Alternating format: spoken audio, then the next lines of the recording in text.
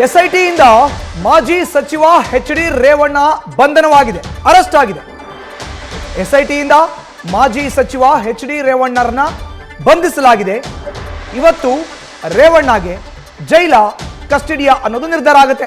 ಮಧ್ಯಾಹ್ನದ ವೇಳೆಗೆ ರೇವಣ್ಣರನ್ನ ಹಾಜರುಪಡಿಸ್ತಾರೆ ಎಸ್ಐಟಿ ಅಧಿಕಾರಿಗಳು. ಕೋರಮಂಗಲದ ಜಡ್ಜ್ ಮನೆಯಲ್ಲಿ ಹಾಜರುಪಡಿಸಲು ಸಿದ್ಧತೆಯನ್ನ ಮಾಡಿಕೊಳ್ಳಲಾಗ್ತಾ ಇದೆ. ಕಸ್ಟಡಿಗೆ ಕೊಡುವಂತೆ ಮನವಿಯನ್ನ ಕೂಡ ಮಾಡ್ತಾರೆ ಎಸ್ಐಟಿ ಅಧಿಕಾರಿಗಳು. ಇದಾದ ಬಳಿಕ ನೇರವಾಗಿ ಜೈಲ ಬೇಲ ಅನ್ನೋದು ಗೊತ್ತಾಗುತ್ತೆ. ಹೆಚ್ಚಿನ ಮಾಹಿತಿಯನ್ನು ನೀಡುತ್ತಾರೆ ನಮ್ಮ ಪ್ರತಿನಿಧಿ ಸಂದೇಶ್. ನೇರ ಸಂಪರ್ಕಕ್ಕೆ ಜಾಯಿನ್ ಆಗಿದ್ದಾರೆ.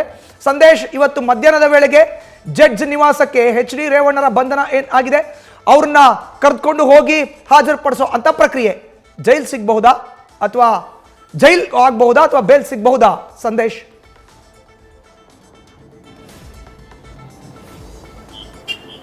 ಮಧುಸೂದನ್, ಪ್ರಮುಖವಾಗಿ ಈ ಪ್ರಕರಣದಲ್ಲಿ ಈಗಾಗಲೇ ಅರೆಸ್ಟ್ ಮಾಡಲಾಗಿದೆ. ಈಗ ಸದ್ಯ ಬೇಲಿನ ಮಾತಿಲ್ಲ, ಅಂದ್ರೆ ಅವರನ್ನ ನ್ಯಾಯಾಧೀಶರ ನಿವಾಸಕ್ಕೆ ಹಾಜರುಪಡಿಸಲಾಗುತ್ತೆ. ಕೋರಮಂಗಲದ ನ್ಯಾಯಾಧೀಶರ ನಿವಾಸಕ್ಕೆ ಹಾಜರುಪಡಿಸಿ ಅಲ್ಲಿ ಅವರನ್ನ ಕಸ್ಟಡಿಗೆ ಪಡೆಯೋದಕ್ಕೆ ಬೇಕಾದಂತ ಎಲ್ಲಾ ರೀತಿಯ ತಯಾರಿಯನ್ನ ಈಗ ಸದ್ಯ ಎಸ್ಐಟಿ ಅಧಿಕಾರಿಗಳು ಮಾಡ್ಕೊಂಡಿದ್ದಾರೆ ಅನ್ನೋದು ಈಗ ಕ್ಲಿಯರ್ ಕಟ್ ಆಗಿ ಗೊತ್ತಾಗ್ತಾ ಇದೆ. ಈಗಾಗಲೇ ನಿನ್ನೆ ಬಂಧನ ಮಾಡಿರೋದ್ರಿಂದ ಇವತ್ತು ಅವರ ಹೇಳಿಕೆಯನ್ನ ಪಡ್ಕೊಳ್ಬೇಕಾಗುತ್ತೆ.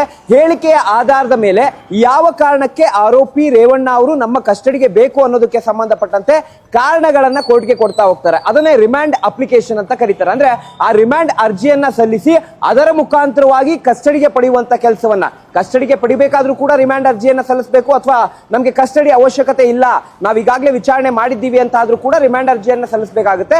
ಆ ರಿಮ್ಯಾಂಡ್ ಅರ್ಜಿಯಲ್ಲಿ ಏನೆಲ್ಲ ಕಾರಣಗಳನ್ನ ಕೊಡ್ತಾರೆ ಅಂದ್ರೆ ಕಸ್ಟಡಿಗೆ ಪಡೆಯೋದಕ್ಕೆ, ಅವೆಲ್ಲವೂ ಕೂಡ ಇಲ್ಲಿ ಪ್ರಮುಖವಾಗ್ತಾ ಹೋಗುತ್ತೆ. ಯಾಕಂದ್ರೆ ಈಗಾಗಲೇ ಸಂತ್ರಸ್ತ ಮಹಿಳೆಯ ಹೇಳಿಕೆಯನ್ನ ಕೂಡ ಈಗಾಗಲೇ ದಾಖಲು ಮಾಡ್ಕೊಡ್ತಾ ಇರೋದ್ರಿಂದ, ಸಂತ್ರಸ್ತ ಮಹಿಳೆಯ ಹೇಳಿಕೆಯನ್ನ, ಆ ಹೇಳಿಕೆಯ ಆಧಾರದ ಮೇಲೆ ರೇವಣ್ಣ ಅವರ ಹೇಳಿಕೆಯನ್ನ ಪಡೆದುಕೊಂಡು ಅದಾದ ಬಳಿಕ ರೇವಣ್ಣ ಅವರು ಏನ್ ಹೇಳಿಕೆ ಕೊಡ್ತಾರೆ ಅದರ ಆಧಾರದ ಮೇಲೆ ರಿಮ್ಯಾಂಡ್ ಅರ್ಜಿಯನ್ನ ತಯಾರು ಮಾಡಿ ಯಾವ ಕಾರಣಕ್ಕೆ ನಮ್ಮ ಕಸ್ಟಡಿಗೆ ಬೇಕು ಅಂತ ಹೇಳಿ ಅದನ್ನ ಆ ಕೋರ್ಟ್ಗೆ ಮನವಿ ಮಾಡ್ತಾರೆ. ರಿಮ್ಯಾಂಡ್ ಅಪ್ಲಿಕೇಶನ್ ಮುಖಾಂತರವಾಗಿ ಅದನ್ನ ಸಲ್ಲಿಸಿದ ನಂತರ ನ್ಯಾಯಾಧೀಶರ ನಿವಾಸದಲ್ಲಿ ಅವರನ್ನ, ಅಂದ್ರೆ ರೇವಣ್ಣ ಅವರನ್ನ ಕಸ್ಟಡಿಗೆ ಕೊಡಬೇಕು ಅಥವಾ ಜೇಸಿಗೆ ಕೊಡಬೇಕು ಅನ್ನೋದನ್ನ ನ್ಯಾಯಾಧೀಶರು ನಿರ್ಧಾರ ಮಾಡ್ತಾರೆ. ಯಾಕಂದ್ರೆ ಯೂಶಲಿ ಯಾವುದೇ ಕೇಸ್ ಆಗಿದ್ರು ಕೂಡ ನ್ಯಾಯಾಧೀಶರ ನಿವಾಸಕ್ಕೆ ಹಾಜರುಪಡಿಸಿದಂತಹ ಸಂದರ್ಭದಲ್ಲಿ ಅವರನ್ನ ಮತ್ತೆ ಕಸ್ಟಡಿಗೆ ಕೊಡುವಂತ ಚಾನ್ಸಸ್ ತುಂಬಾ ಕಡಿಮೆ ಇರುತ್ತೆ. ಅಂದ್ರೆ ಓಪನ್ ಕೋರ್ಟ್ ಅಲ್ಲಿ ಕಸ್ಟಡಿಗೆ ಕೊಡ್ತಾರೆ. ಆದ್ರೆ ರೇರ್ ಆಫ್ ದಿ ರೇರ್ ಕೇಸ್ಗಳಲ್ಲಿ ಮನೆಗೆ ಹಾಜರುಪಡಿಸಿದಂತ ಸಂದರ್ಭದಲ್ಲಿ ಕಸ್ಟಡಿಗೆ ಕೊಟ್ಟಿರುವಂತ ಸಾಕಷ್ಟು ಉದಾಹರಣೆಗಳಿದೆ.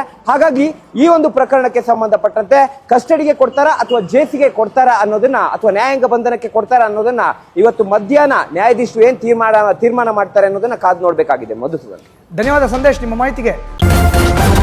ನ್ಯೂಸ್ ಫಸ್ಟ್, ನಿರ್ಭೀತಿಯಿಂದ ನಿಮ್ಮ ಪರವಾಗಿ.